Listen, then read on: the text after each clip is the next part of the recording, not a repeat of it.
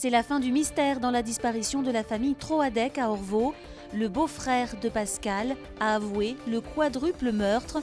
Le procureur a donné les premiers détails lors d'une conférence de presse ce lundi soir. Un crime motivé par l'argent et la jalousie. Selon le procureur, Hubert Kawissin, le beau-frère de Pascal, était persuadé que ce dernier avait récupéré des pièces d'or de l'héritage de son père et qu'il ne voulait pas les partager.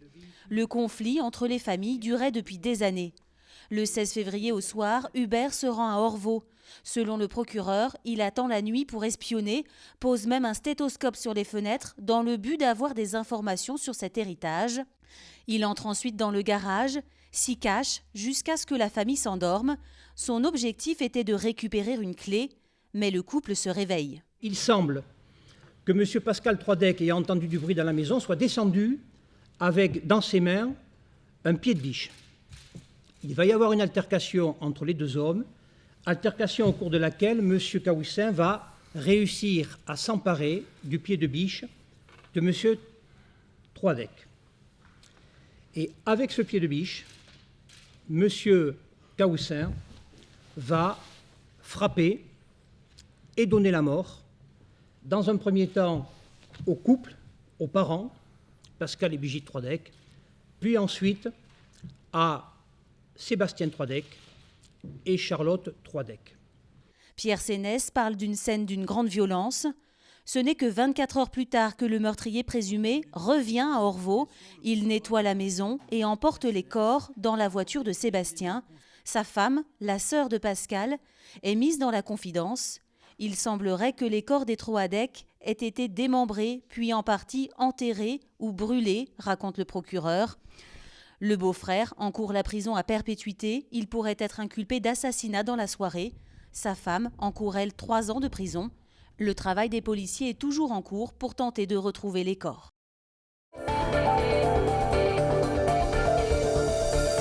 La tempête Zeus n'aura pas épargné la Loire-Atlantique ce lundi. Les rafales de vent ont provoqué de nombreux dégâts et de grosses perturbations sur les routes. Le point avec Benoît Balti.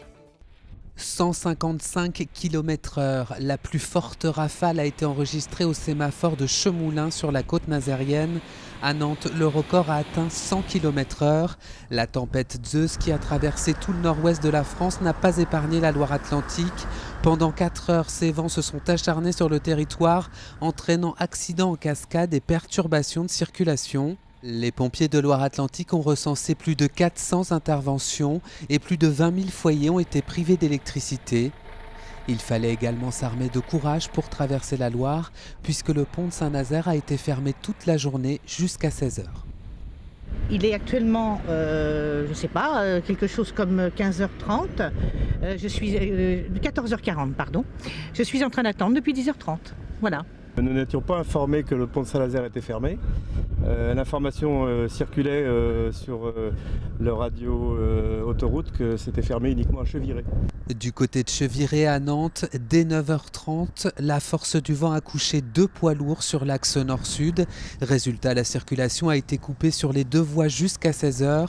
Et c'est tout le trafic du centre nantais qui en a pâti, avec des bouchons de plusieurs kilomètres dans le quartier Chantenay jusqu'au quai de Loire.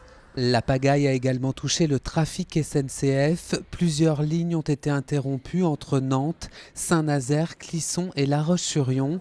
À Nantes Atlantique, 6 vols ont été annulés et 9 déroutés à cause de la tempête. Les vents se sont calmés vers le milieu de l'après-midi, un temps calme qui devrait s'installer toute la semaine selon Météo France.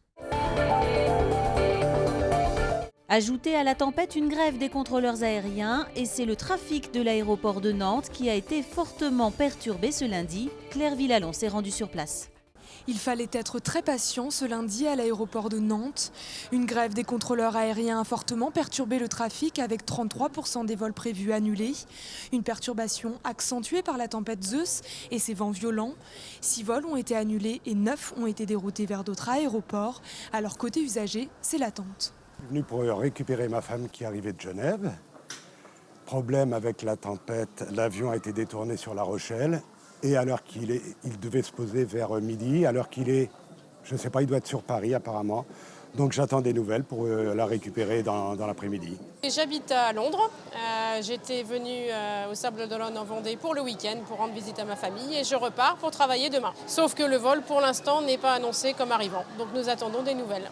Je suis venue pour prendre l'avion pour aller à Genève et puis annulé, l'avion ne pouvait pas atterrir, donc voilà. J'étais venue en vacances et puis pour rentrer chez moi pour le boulot demain, mon avion est décalé. Attente également pour regagner son domicile. Le périphérique était bloqué à cause de la fermeture du pont de Cheviré.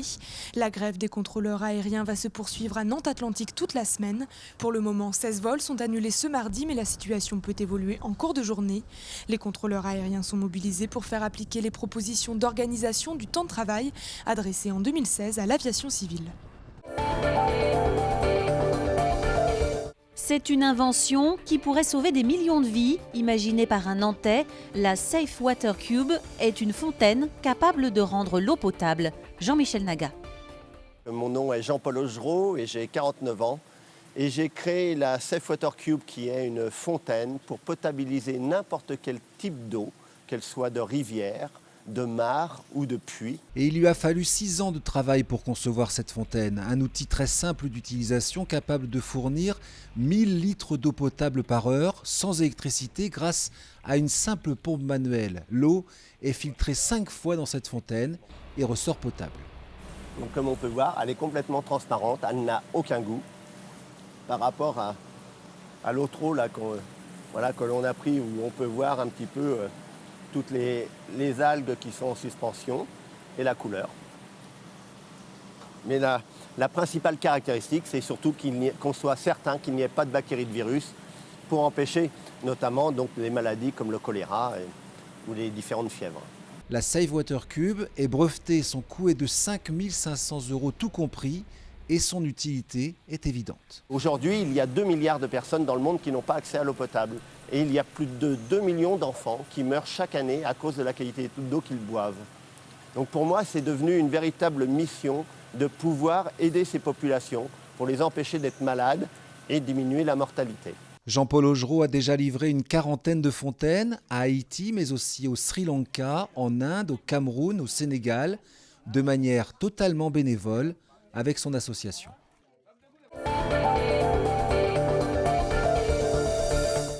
Le FC Nantes n'a pas fait le poids face à l'AS Monaco ce dimanche soir. Les Canaries ont été balayés 4-0. Julien Herpin. Le moins que l'on puisse dire, c'est que le suspense n'a pas duré longtemps au stade Louis II. Dès la 4e minute, sur un mauvais renvoi de Lima, Mbappé trompe Maxime Dupé, préféré à Rio pour ce match. Par la suite, le FCN ne baisse pas pavillon, mais connaît une fin de mi-temps compliquée. Tour à tour Germain sur un service de Glick, puis Mbappé à nouveau sur un centre de Silva, donne l'avantage aux Monégasques. À 3-0, le match est plié et les Monégasques vont enfoncer le clou à l'heure de jeu. Gigi commet une faute dans la surface sur Lemar. Fabiano transforme le pénalty. Malgré cette large défaite, le FCN conserve sa 12e place au classement de Ligue 1 avant un déplacement à Montpellier le week-end prochain. Le HBC Nantes a eu plus de chance hier. Les handballeurs ont remporté leur match aller des 16e de finale de la Ligue des Champions en Espagne face à la Rioja. Une victoire 31-26 après avoir été menée de 3 buts au cours de la rencontre. Match retour à la Trocardière ce samedi 11 mars à 20h.